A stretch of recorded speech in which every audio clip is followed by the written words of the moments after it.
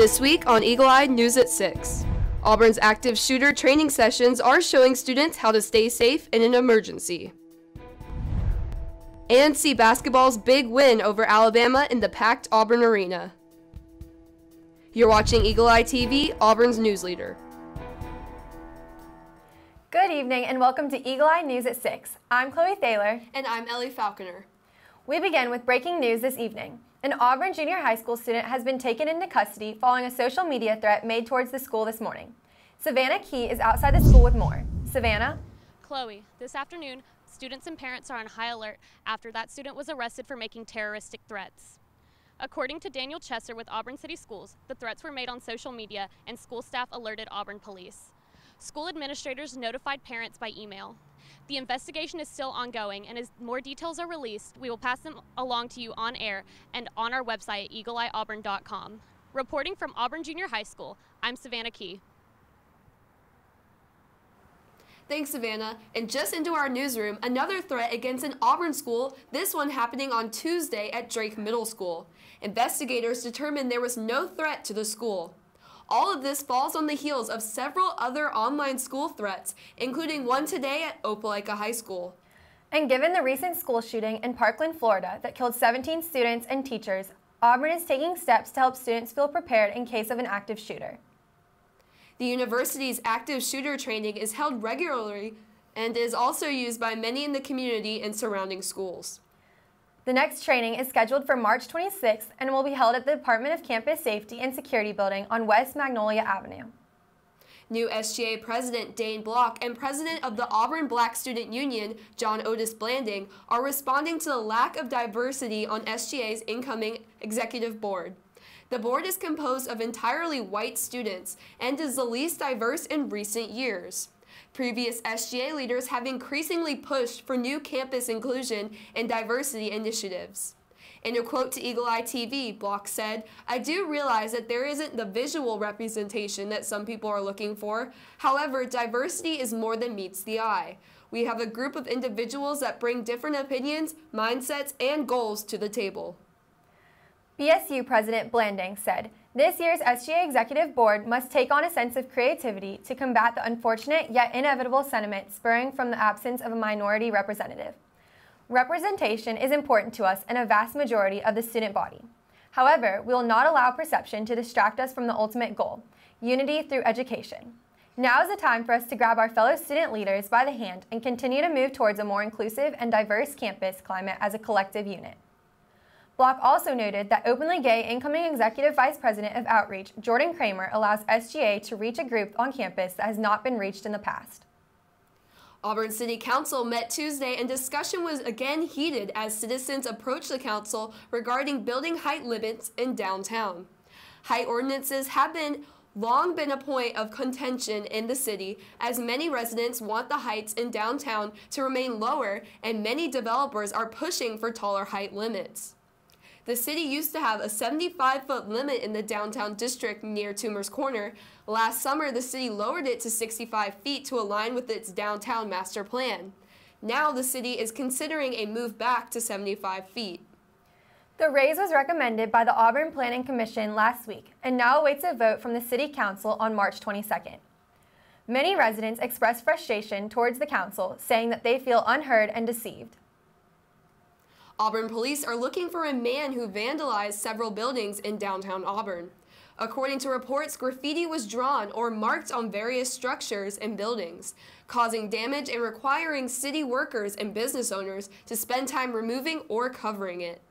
The suspect is described as a white male with dark hair, white t-shirt, and blue jeans.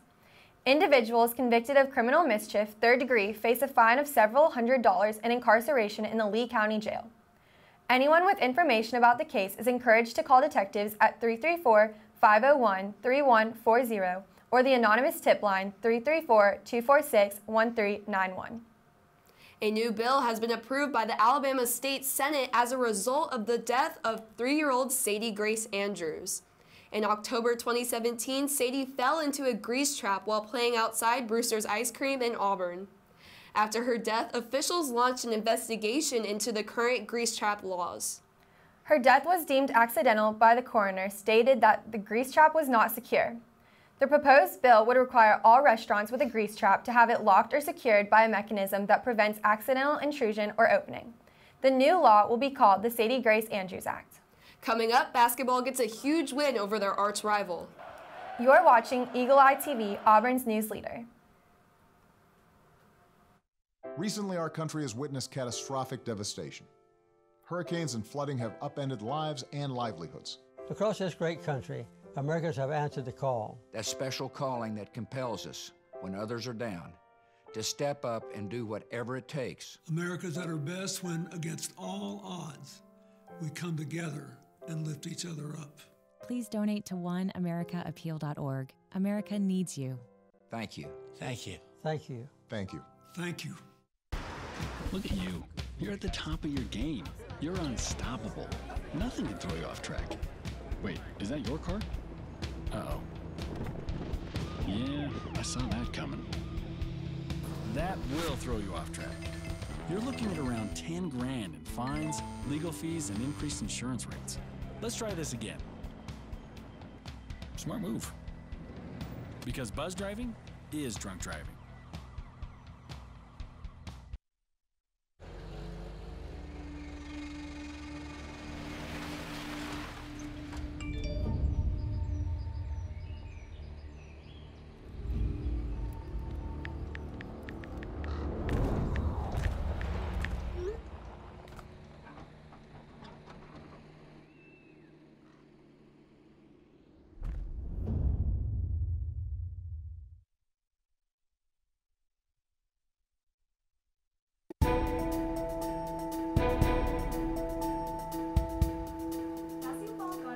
Last night in Auburn Arena, and women's tennis continues to impress on the court. I'm Jade Nevitt with sports. Number 12 Auburn basketball in a key matchup last night, rematching rival Alabama. The Tiger, the underdog in this one, missing key players and needing younger players to step up, especially freshman forward Chuma Okeke. But it would be Jared Harper starting things off for the Tigers. Harper comes down the middle and hits a pull-up three-pointer, sparking an 8-0 run for Auburn. Harper continues to impress on the fast break, pulling out some Michael Jordan jump moves to sink the easy two to give Auburn a 19-10 lead. Alabama wouldn't go away just yet, with star player Colin Sexton leading a tie charge to tie the game at 30. But here comes Okeke for the Tigers, nailing the corner three late in the first, and that was only the beginning for the freshman. Okeke would nail another corner three early in the second half to give Auburn a 5-point lead. The freshman uses some major skill, faking the shot, driving to the hoop, and one for Okeke. To add to the standout night, Okeke gets the one-hand slam. Okeke ends the night with his second double-double of the season with 16 points and 10 rebounds. The Tigers go on to demolish the Tide 90-71. I've been telling you that the only thing holding Chuma Okeke back is me. He can play. He really stepped up. You know, Chuma could do it from the perimeter. He could do it off the pinch post. He did it off the bounce. He was really good in the back, breaking pressure. He's terrific. He said, "What does coach want me to do?" He's just, "What do you want me to do?" And he's ready to step up now. During last night's game, the Auburn fans provided one of the most electric atmospheres in all of college basketball. Next week, Eagle Eye's Sarah Palczewski enters the jungle and will have the story of the loudest fans in the SEC. At halftime of last night's basketball game, the James E. Foyer-DK Sportsmanship Trophy was presented to Auburn football. The trophy goes to the winner of the Iron Bowl. Earlier this season, the Tigers defeated Alabama 26-14. This was the first time the ceremony was held at Auburn since 2014. Auburn's last win over the Tide in the infamous Kick-6 game. Baseball opened their 2018 season last Friday. The Tigers have been hitting it out of the park, winning their first 5 games of the season. With their first 5 wins, the Tigers improved to 5-0 on the season for the first time since 2001. Number 13 women's tennis returned home to face Michigan State on Saturday. Auburn would sweep the Spartans 4-0. doubles wins came from freshmen Jada Daniel and Maddie Meredith, followed by the duo of Caroline Turner and Georgie Axon. In singles, Auburn would clinch the match with wins from Georgie Axon, Elise Mashad, and Maddie Meredith. We were prepared for both teams to have their first outdoor match of the season, and Michigan State fought really hard. Last year we had a 4-3 match at their place, so we knew that we had to make sure that if we broke them once in the first set, we were going to have to break them again because they'd come back, and they did. They compete really, really hard, and this was a match that we really needed because we need to be challenged outdoors before the Blue Gray Championships and SECs, and so this was a really good match for us to have. To kind of dig in, and it's not going to be pretty tennis, but it's going to get the job done and just compete. What we need to do is just compete with every single person that we play. Auburn would play Samford after that match, beating them 4-0 to improve to 9-3 on the season. To stay up to date on all your Auburn sports, go to our website eagleeyeauburn.com or follow us on Twitter at EETV_sports. After the break, see the Auburn business that is helping change parking issues on Auburn's campus. You're watching Eagle Eye TV, Auburn's news leader. Open road, here comes the Heffley family. Whether it's a short trip or a long haul. Estimated time, 47 hours. They will beg. You're hungry? I'm happy to provide. They will plead. Deep fried butter on a stick. But whatever you do, don't wimp out. Now you're talking. Make them buckle up. He can't hurt. Remember, safety first. Cheese curls second. Are you orange?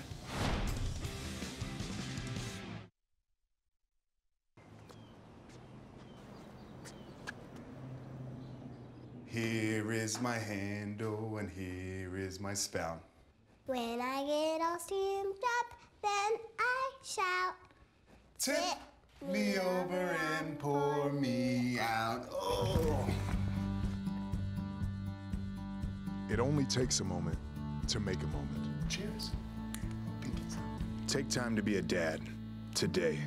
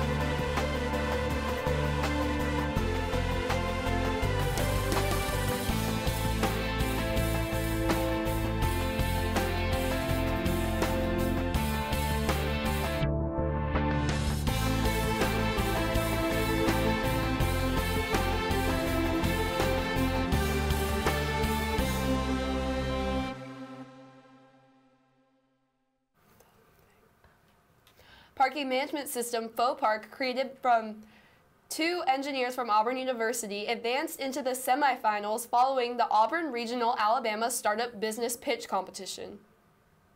2 engineers that entered into the Auburn Regional Alabama Startup Competition were chosen by a panel of industry professionals to move on to the semifinals for their creation of a parking management system called FOPark. FOPark is a parking occupancy solution. So we use cameras to determine the occupancy of a space. Parking is one of the most complained about things at Auburn University. With FOPark, students will be able to quickly and easily identify open spots across all of the lots on campus.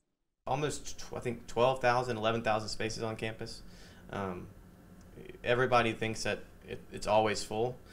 In reality, there's always about 20% of those spaces open. You just got to know where they are.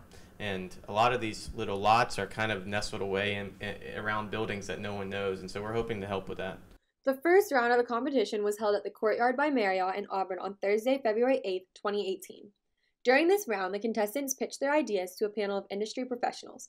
FOPark is one of 6 to move on to the semifinals. The next round is more of like a technical round, so they've given us feedback on our business plan. We're resubmitting the business plan with their feedback.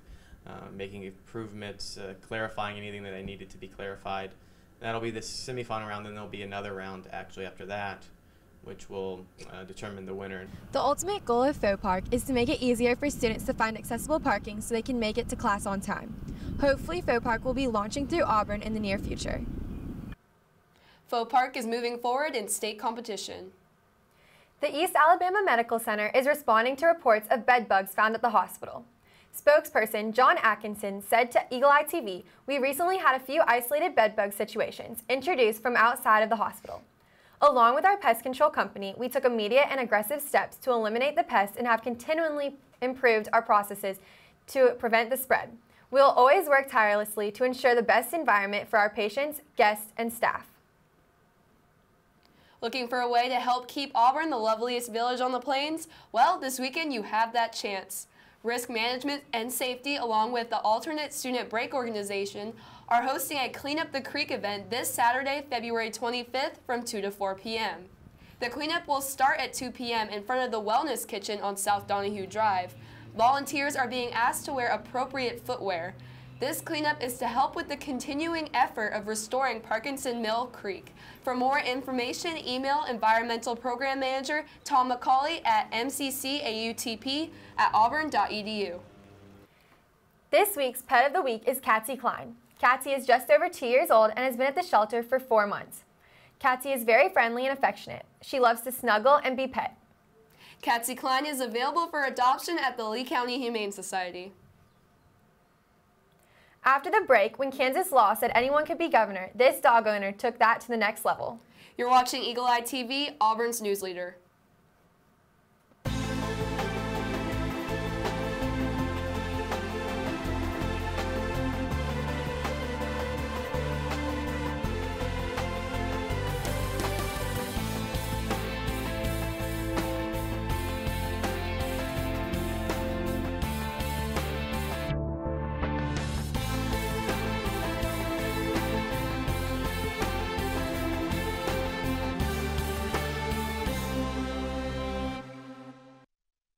Patriotism. It inspires passionate debate, and it's worn like a badge of honor with good reason, because it means love and devotion for one's country. But what really makes up this country of ours? It's the people. To love America is to love all Americans. This year, patriotism shouldn't just be about pride of country. It should be about love. Love beyond age, sexuality, disability, race, religion, and other labels. Because love has no labels. It's a beautiful day out here. Sunny today with light breezes, giving way to clouds in the afternoon. We could see some light precipitation to moderate precipitation later on, followed by powerful storm-like conditions. 90 miles per hour winds are expected. Authorities are asking everyone, stay indoors. Come on, that's it. Let's go.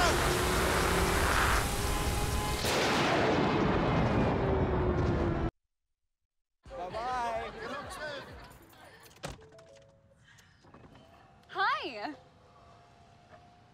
Hoping for a crisp breeze to help keep you alert.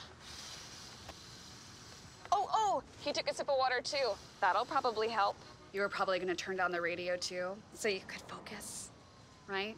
Probably okay isn't okay. Right? If you see a warning sign, stop and call a cab, a car, or a friend. I think the water line is what really drove it home. I blew on him.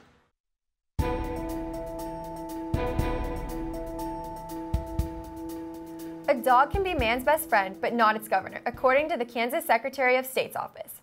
3-year-old, wire-haired Vizsla Angus P. Woolley was entered into Kansas's governor race by his owner after his owner found out that anyone can run. Now, the Secretary of State is saying that dogs are not eligible to run. Had Angus been allowed to run, he would have promised citizens soft couches, Tempur-Pedic beds, and free-for-life universal Chuck-It ball supplies.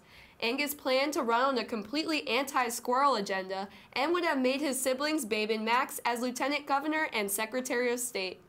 Angus's owner said the dog is a caring, nurturing individual who cares about the best for humanity and all creatures other than squirrels.